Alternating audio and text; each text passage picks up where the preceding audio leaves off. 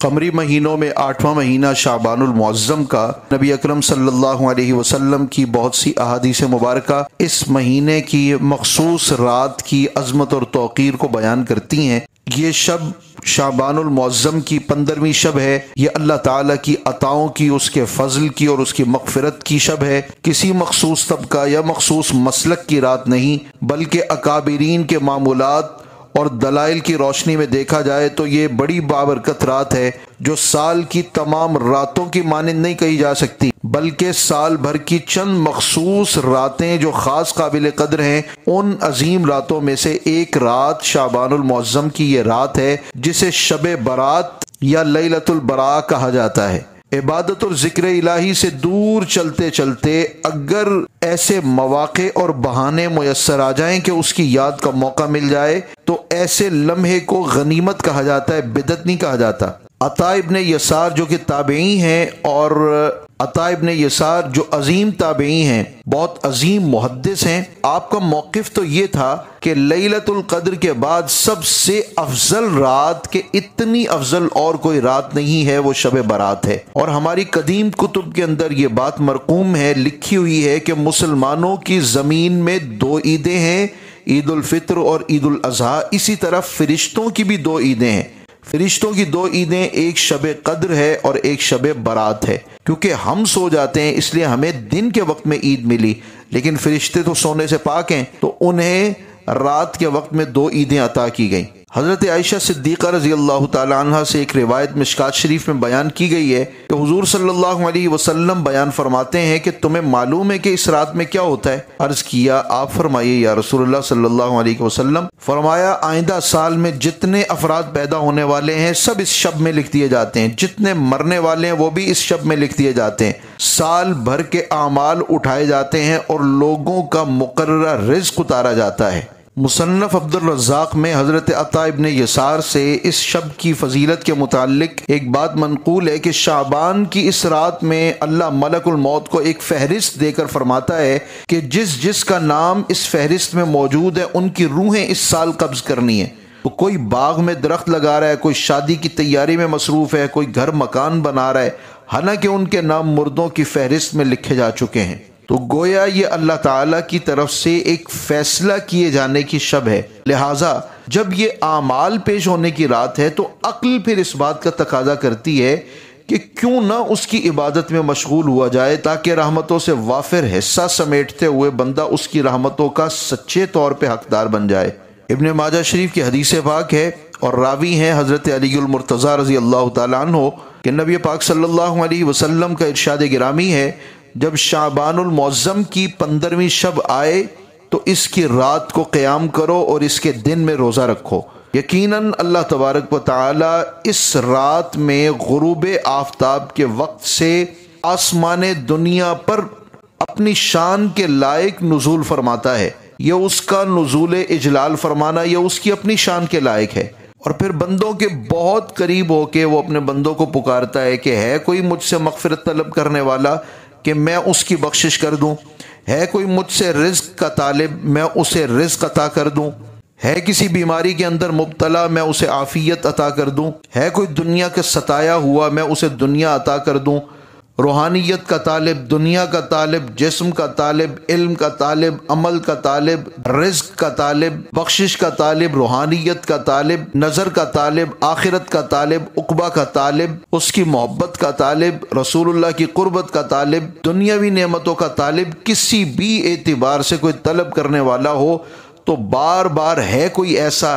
ایسا اس طرح کے کلمات الا قضا الا قضا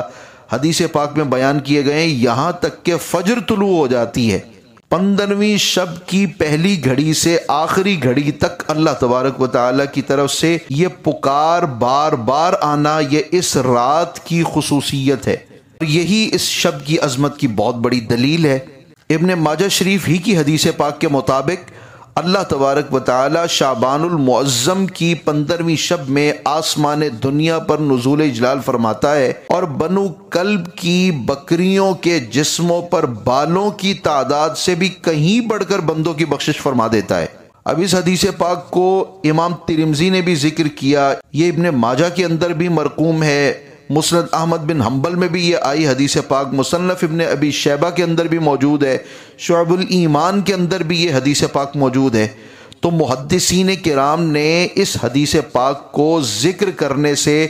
گویا اپنا ایک موقف تو کم از کم واضح کر دیا، خواہ ان کا معمول رہا ہو یا نہیں رہا ہو۔ جس شب میں عرب کے خاص قبیلے کے جانوروں کے جسموں پر بالوں کی تعداد کے مطابق اس سے بھی کہیں بڑھ کر اللہ پاک نے بندوں کی بخشش کرنی ہو، تو وہ شب کوئی عام شب نہیں ہو سکتی، وہ اللہ تعالیٰ کی مخصوص راتوں میں سے ایک رات ہے۔ شاہ عبد الحق محدث دہلوی رحمۃ اللہ تعالیٰ علیہ نے تابعین میں چند نام ذکر کیے ہیں، حضرت خالد بن معدان، حضرت مکحول، حضرت لقمان ابن عامر، حضرت اسحاق ابن راہوے۔ ان کے متعلق یہ بیان کیا کہ اس خاص شب میں مسجد کے اندر جمع ہو کر شب بیداری کرتے اور رات بھر عبادت میں مصروف رہتے، اس رات کی تعظیم کرتے اور اس میں خوب عبادت کرتے، یعظمونها ویجتہدون فیہا فی العبادہ، اس رات کی تعظیم بھی کرتے اور اس میں عبادت کے اندر خوب کوشش کرتے۔ حضرت خالد بن معدان وہ ہیں جنہوں نے 70 صحابہ کو پایا۔ حضرت مکحول بھی مشہور تابعی ہیں، فقیہ ہیں، مجتہد ہیں اور شام کے کبار فقہا میں سے ہیں۔ حضرت اسحاق ابن راہوے حضرت امام احمد بن حنبل کے بھی استاد ہیں، امام بخاری کے بھی استاد ہیں، امام مسلم کے بھی استاد ہیں، امام ترمذی کے بھی استاد ہیں، امام نسائی کے بھی استاد ہیں۔ اتنی بڑی مبارک ہستیوں کا یہ معمول رہا، تو ان کے معمول کے مطابق اگر امت کے افراد اللہ تعالیٰ کے گھر میں اکٹھے ہو کر اللہ ہی کی عبادت کے اندر مصروف ہو جائیں تو یہ بہت بڑی غنیمت ہے اور اللہ تعالیٰ کی طرف سے بندوں کے لیے سعادت سے کم نہیں۔ سیدنا امام شافعی محمد ابن ادریس رحمۃ اللہ تعالیٰ علیہ وہ یہ بیان فرماتے ہیں کہ 5 ایسی راتیں ہیں جس میں دعا رد نہیں ہوتی، قبول کی جاتی ہے۔ ان میں ایک جمعہ کی رات ہے، ایک عید الاضحیٰ کی رات ہے، ایک عید الفطر کی رات ہے، ایک رجب کی پہلی رات ہے اور ایک انہوں نے 15ویں شعبان المعظم کا ذکر فرمایا۔ امام جلال الدین سیوطی رحمۃ اللہ تعالیٰ علیہ فرماتے ہیں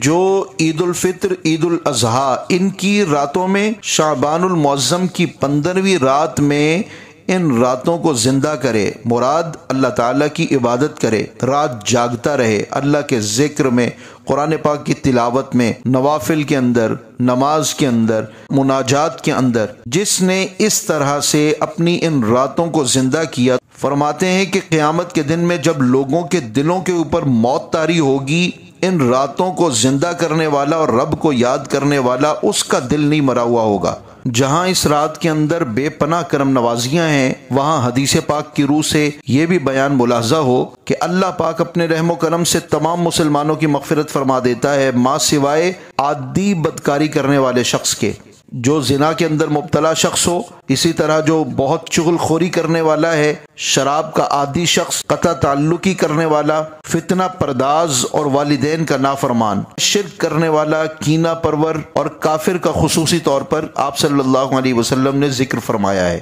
حضرت خالد بن معدان، حضرت لقمان ابن عامر اور دیگر اکابرین امت جن کے معمولات اس شب کے متعلق ملتے ہیں، وہ عمدہ لباس زیبتن فرماتے، خوشبو لگاتے، سرما لگاتے اور ان راتوں کو مساجد میں گزارتے۔ اسحاق ابن راہوے مسجد میں بھی اسے بدعت نہیں سمجھتے۔ تو گرامی قدر سامع مکرم، کسی کی بات پر کان دھرنے کے بجائے نبی اکرم صلی اللہ علیہ وسلم کی احادیث مبارکہ میں جب اس رات میں اللہ تعالیٰ کی عبادت کے متعلق کچھ ملتا ہے، خواہ وہ حدیث پاک ضعیف ہی ہو،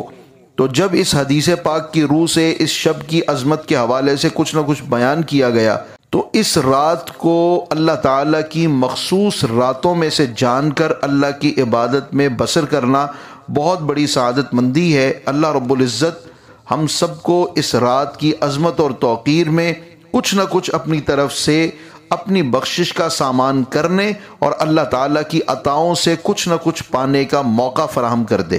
آمین۔